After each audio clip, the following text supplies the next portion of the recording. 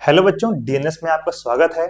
हमें उम्मीद है आप लोगों ने फर्स्ट सेमेस्टर के एग्जाम को काफी अच्छे से दिए होंगे और सेकंड सेमेस्टर में एकदम धाकड़ तैयारी के साथ आप एंट्री कर गए होंगे।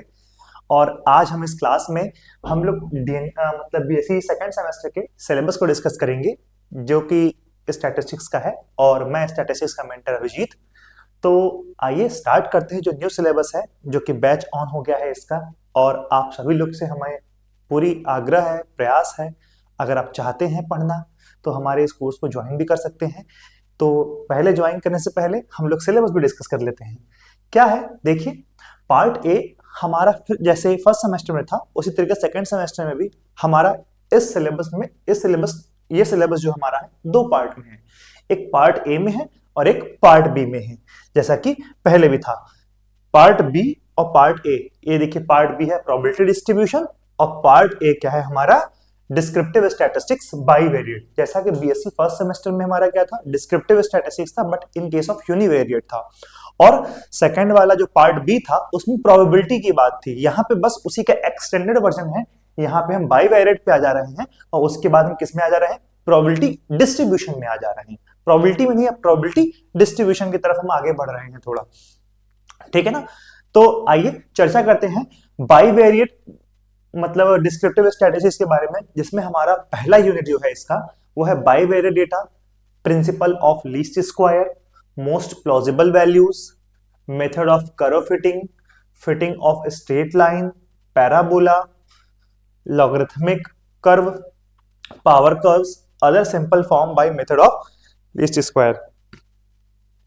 ये होल टॉपिक है। इस टॉपिक में जो काफी मतलब फोकस करने वाली जो पर्टिकुलर टॉपिक है वो है मेथड ऑफ लीस्ट स्क्वायर। अगर ये समझ गए तो ये सारे के सारे टॉपिक अच्छे से आप समझ जाएंगे, जिसका हम लोग जल्द ही यूट्यूब पे वीडियो लाने वाले हैं इस पे, ठीक है ना। मेथड ऑफ लीस्ट स्क्वायर पे मैं वीडियो लाऊंगा। उसके बाद आप लोग को बाकी सारी वैल्यू उसी से कहीं ना कहीं घूम फिर के रिलेटेड ही है, ठीक है। फिर क्या है, अगर अगली यूनिट में आते हैं, यूनिट सेकेंड में, तो क्या है bivariate frequency table. Bivariate data हमको यहाँ मिल गया, अब डेटा का हम लोग क्या कर रहे हैं, टेबल बनाएंगे। तो बाईवेरिएट फ्रीक्वेंसी टेबल, कोरिलेशन। अब बाईवेरिएट तो उनके बीच में कोरिलेशन, दो डेटा के दो अलग अलग वेरिएबल के बीच में, बाईवेरिएट में दो वेरिएबल, उन दोनों के बीच में कोरिलेशन क्या है, किस तरीके का है।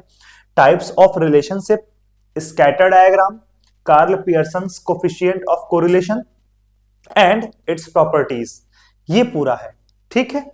उसके बाद फिर जो उसके बाद है ये है आपका rank correlation and its coefficient, Spearman and Kendall's measures, regression analysis through both types of regression equation for X and Y variables. ये पूरा पूरा इसी से ही रिलेटेड है, ये आप पढ़े रहेंगे, उसी से आगे इसका कनेक्शन है, ठीक है। उसके बाद फिर हम लोग आते हैं एट्रीब्यूट्स। एट्रीब्यूट्स क्या होते हैं, ये यहां तक खत्म हो जाएगा। अब इसका इससे कहीं रिलेशन नहीं है पीछे वाले से, ये और ये एक तरह समझ ली कि एक ही यूनिट से मिला जुला है, साथ ही साथ का है पूरा। अब थोड़ा सा उससे अलग हल्का सा आता है ये एट्रीब्यूट्स। एट्रीब्यूट्स में नोशन, टर्मिनोलॉजी, मतलब क्या होते हैं, कंटिंजेंसी टेबल क्या होती है, क्लास फ्रीक्वेंसीज क्या होती हैं, अल्टीमेट क्लास फ्रीक्वेंसीज क्या होती हैं, कंसिस्टेंसी ऑफ एट्रीब्यूट्स क्या होते हैं, ठीक है, एसोसिएशन ऑफ एट्रीब्यूट्स क्या होते हैं, इंडिपेंडेंस और measures association for 2x2 table. Independent attribute कब कहेंगे हम लोग, measure of association of 2x2, मतलब इनके बीच में एसोसिएशन किस तरह से है, काई स्क्वायर, ठीक है ना, जो कि हम लोग आगे पढ़ेंगे, पर यहाँ पे काई स्क्वायर पहले डिस्कस कर लिया गया है, उसके बारे में हल्का सा आइडिया मैं देकर के आगे बढ़ जाऊंगा। अगर वहां पे थोड़ा कहीं कहीं दिक्कत होगी तो उसको आप समझ लीजिए कि जितना समझ में उतना ही सफिशियंट है, क्योंकि हम लोग उसको अगले सेमेस्टर में पढ़ेंगे। ये थोड़ा सा एनईपी की थोड़ी सी ये डिमेरिट है कि पहले टॉपिक पढ़ा दे रहे हैं और उससे एक्चुअल में जो मतलब उससे रिलेटेड टॉपिक पहले पढ़ा, जिसको हम लोग बाद में पढ़ाने वाले हैं। मतलब मेन टॉपिक वो बाद में पढ़ रहे हैं, उससे रिलेटेड टॉपिक पहले पढ़ रहे हैं, तो ये दिक्कत थोड़ी है इसमें यहाँ पे कि शायद हम लोग पढ़ चुके हैं, मुझे याद नहीं है शायद, हाँ नहीं है, काई स्क्वायर डिस्ट्रीब्यूशन हम लोगों ने नहीं पढ़ा है। फिर थर्ड सेमेस्टर में ये है। फिर Karl Pearson's and Tschuprow's coefficient of association, ये पूरा का पूरा आपका यूनिट 4, ये पार्ट ए पूरा कवर करता है। काफी आसान सा है, एकदम सिंपल शांत तरीके से आप अच्छे से पढ़ते जाएंगे, एक एक करके सारी चीजें समझ में आती जाएंगी। बस यही क्लास मिस मत करिएगा, हर एक क्लास को अच्छे से देखिएगा, कोई दिक्कत होगी तो आप कमेंट भी कर सकते हैं, कोई दिक्कत होगी तो आप हमसे पूछ भी सकते हैं किसी भी तरीके से, ठीक है। तो आपको इतनी बात हमें लगता है कि सिलेबस में समझ में आ गया होगा। उसके बाद क्या है, पार्ट बी में जो प्रोबेबिलिटी डिस्ट्रीब्यूशन है वो पार्ट ए अलग है, पार्ट बी एकदम अलग है, ठीक है ना। तो पार्ट बी में क्या है, डिस्क्रीट प्रोबेबिलिटी डिस्ट्रीब्यूशन, जिसमें हमारे क्या क्या आते हैं, बायनोमियल डिस्ट्रीब्यूशन, पॉइसन डिस्ट्रीब्यूशन, ठीक है, as a limiting case of binomial, ये तो प्रॉपर्टी भी है। फिर hyper geometric distribution, negative binomial distribution, discrete uniform distribution, multinomial distribution, fitting of binomial distribution, और आपका पॉइसन डिस्ट्रीब्यूशन और यूनिफॉर्म डिस्ट्रीब्यूशन, ये इन सब की फिटिंग भी यहाँ पे चर्चा की जा रही है, ठीक है। तो ये पूरा का पूरा यहाँ से हमको समझ में आ गया। अब फिर ये इसका सिलेबस है पार्ट का। अब फिर इसी के बाद सेम इस तरीके से इसका जस्ट दूसरा वाला है, यहाँ पे डिस्क्रीट बात कर रहे हैं तो यहाँ पे हम लोग कॉन्टिन्यूअस की बात करेंगे। कॉन्टिन्यूअस प्रोबेबिलिटी डिस्ट्रीब्यूशन में जिसमें एक्सपोनेंशियल डिस्ट्रीब्यूशन होता है, gamma distribution, beta distribution, Cauchy distribution, Laplace, Pareto, Weibull, log normal, ये सारे डिस्ट्रीब्यूशन हमारे यूनिट 6 में कवर होंगे। उसके बाद फिर हमारा ये स्पेसिफिक इस पर्टिकुलर डिस्ट्रीब्यूशन को ही रख दिया गया है। तो देखिए यहाँ पे एक चीज मैंने बताया है कि Poisson distribution as a limiting case of binomial distribution, इसको यूज करेंगे हम लोग यहाँ पे। और फिर फिटिंग ऑफ बायनोमियल, पॉइसन और यूनिफॉर्म डिस्ट्रीब्यूशन, इससे इसका रिलेशन इस वाले चैप्टर से हमको मिलेगा। फिटिंग भी है, फिटिंग मतलब यहाँ पे भी काई स्क्वायर का यूज एक्चुअल में होगा, ठीक है ना। ये इसका वही काई स्क्वायर का यूज होगा, काई स्क्वायर पढ़ाया नहीं गया है, ठीक है ना, काई स्क्वायर आगे पढ़ाया जाएगा। तो यही देखिए कुछ कुछ टॉपिक्स ऐसी हैं जिसको हम लोग अगले सेमेस्टर में पढ़ना चाहते थे, पढ़ाना चाहिए था, लेकिन अब यहाँ पढ़ाया जा रहा है, तो उसके लिए मुझे काई स्क्वायर डिस्ट्रीब्यूशन थोड़ा समझाना पड़ेगा, ठीक है ना। फिर normal distribution and its properties, normal distribution क्या होता है और इसकी प्रॉपर्टीज क्या होती हैं। स्टैंडर्ड नॉर्मल वेरिएट क्या होता है, normal distribution as a limiting case of binomial distribution, है ना। Poisson distribution as a limiting case of binomial distribution, normal distribution as a limiting case of binomial distribution, यहाँ पे ये है, उस वाले में दूसरा है, ठीक है ना, दोनों में आइडिया सेम लगेगा। फिर फिटिंग ऑफ नॉर्मल डिस्ट्रीब्यूशन देख सकते हैं, फिर वही है।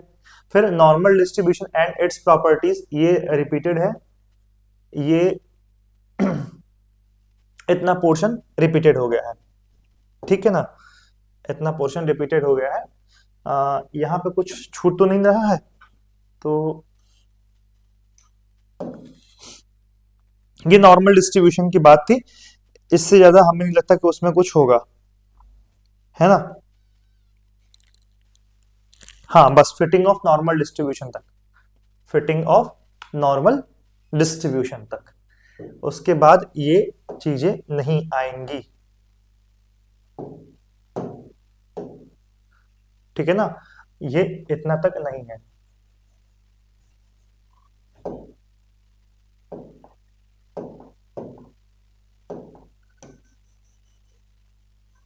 ये इतना नहीं आएगा, ठीक है, ये इसका हिस्सा नहीं है, ये रिपीटेड है,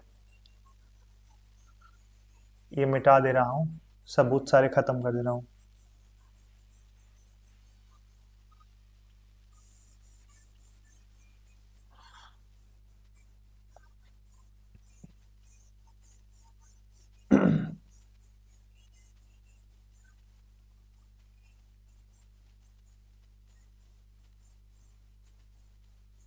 ठीक है, तो बस इतना ही है, आपका सिलेबस है, आसान सा है। फिर यूनिट 8 जो कि बहुत कॉम्प्लेक्स बच्चों को लगता है, जो कि है नहीं, मैं उसको बहुत आसानी से कवर करने की कोशिश करूंगा और कवर हो भी जाएगा, क्योंकि अब मैंने बहुत बार कवर कर चुका है उसको आसानी से, ठीक है ना। तो order statistics, distribution of minimum rth and maximum order statistics, joint distribution of rth and sth order statistics in continuous case, ठीक है ना। डिस्क्रीट केस में यहाँ नहीं चला, कॉन्टिन्यूअस केस में चला, डिस्क्रीट केस थोड़ा सा कॉम्प्लेक्स हो जाता है और कुछ बात नहीं है। फिर distribution of sample range and sample median for uniform and exponential distribution, बस इतना तक आपका का सिलेबस है, बहुत आसान से सिलेबस है, बहुत अच्छे से आप इसे पढ़िए और बहुत अच्छे से नंबर आप पा भी सकते हैं इससे, ठीक है। उसके बाद हमारी ये बीएससी सेकेंड और फोर्थ सेमेस्टर की नवोदय बैच चल रही है, जिसमें हम लोग बीएससी मैथमेटिक्स, बायोलॉजी और एग्रीकल्चर और बीकॉम की क्लासेस चलाते हैं। आप लोग को ये पहले से ही पता होगा, जो बच्चे हमारे पुराने होंगे, जिससे कुछ फीचर्स हैं हमारे अच्छे अच्छे प्यारे से, ऑनलाइन इंटरेक्टिव क्लास चलते हैं, लाइव डाउट क्लास चलती है, class plus handwritten notes भी मिलता है, प्रीवियस ईयर क्वेश्चन पेपर भी कराते हैं हम लोग, one shot revision unit wise भी कराते हैं हम लोग, 1-to-1 मेंटरशिप प्रोग्राम। और ये जो नया वाला चल रहा है ये सारे के सारे मतलब कुछ कुछ हम लोग अच्छे अच्छे टॉपिक को जो कि इंपॉर्टेंट टॉपिक का लगता है उसको हम लोग यूट्यूब पे भी डालेंगे ताकि और बच्चों को भी इससे सहायता मिले, ताकि वो अपने सिलेबस को भी अच्छे से कवर कर पाए अगर वो उनको लगता है कि वो फीस अफोर्ड नहीं कर पा रहे हैं तो। ठीक है ना, जो पूरा सिलेबस नहीं पढ़ सकता मतलब थोड़ा थोड़ा पढ़ के भी वो पास हो सकता है।